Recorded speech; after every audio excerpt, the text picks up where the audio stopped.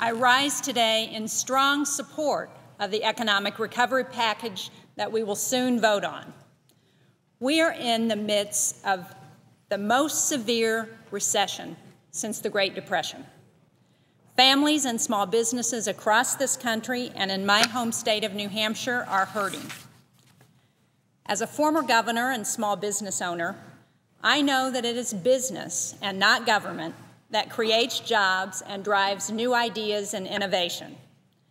But I believe that government has a vital role to play in helping business create jobs, especially in these very difficult economic times. And these are very difficult economic times. New Hampshire is a small state. We have just over 1.3 million people. Yet in December alone, nearly 73,000 weekly claims were filed for unemployment compensation. And as you can see on this chart, that's more than double the number of unemployment claims of a year ago and almost triple what the unemployment claims were 2 years ago. Nationally, we lost almost 600,000 jobs in January alone. We're shedding jobs at an alarmingly fast rate in New Hampshire and across this country. That's why, Mr. President, it is critical that we pass a robust economic recovery package and that we do it immediately. The economic recovery bill we're going to vote on isn't perfect.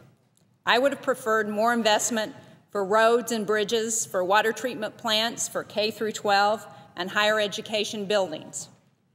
Over the past year in New Hampshire, we lost almost 10% of our construction jobs. And investing in infrastructure creates good-paying construction jobs now, with the money earned by these workers generating a multiplier effect of economic activity so that it strengthens our economy not just now, but in the future.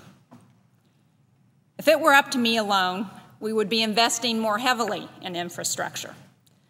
But as President Obama said the other day, we can't let the perfect be the enemy of the good. And this economic recovery bill is good. For example, with this bill, over $132 million in highway funding will come to New Hampshire for road and bridge construction. Monday, I toured the construction site for a long-planned access road to our major airport in New Hampshire, the Manchester-Boston Regional Airport. The highway funding in this bill, in this economic recovery package, will expedite the completion of that access road to our major airport in Manchester. It will create 1,000 construction jobs, and it will unleash the full potential of the Manchester airport. Almost $60 million will come to New Hampshire for water and wastewater treatment plants. That'll create good construction jobs. It will enable cities and towns to move forward with long overdue projects. The economic recovery package will also help small businesses obtain the financing they need to retain and create good jobs. This is critically important in New Hampshire, where 94% of our businesses have fewer than 100 employees, yet they employ half of the state's workforce. The credit crunch has hit small businesses particularly hard. By temporarily waiving the Small Business Administration fees and increasing a loan guarantee cap, this economic recovery package is estimated to stimulate up to $20 billion in small business loans. Now, we may need to do more in the coming months to help small businesses access the working capital they need to survive during the recession.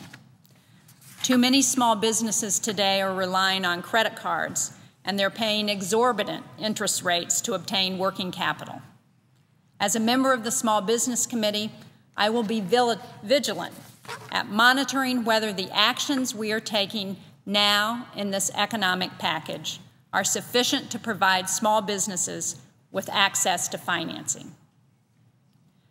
This economic package will also put us on the path to energy independence by doubling our renewable energy generating capacity over the next 3 years. By passing this legislation, we will make it possible for great projects across the country to get up and running. I had the opportunity to talk to some people behind one of those projects in our capital city of Concord, New Hampshire. The company called Concord Steam has a fully permitted 20-megawatt biomass plant that's ready to go right now. Their challenge is getting the financing they need. If they're able to go forward, this combined heat and power plant will be built on a restored brownfield site. It will employ over 100 construction workers for the next year and a half, and it will create 25 permanent jobs at the plant.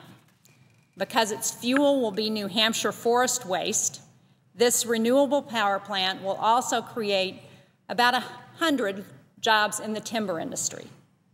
And this project will benefit every single American because the steam, heat, and power that it produces will displace 12 million gallons of foreign oil each year.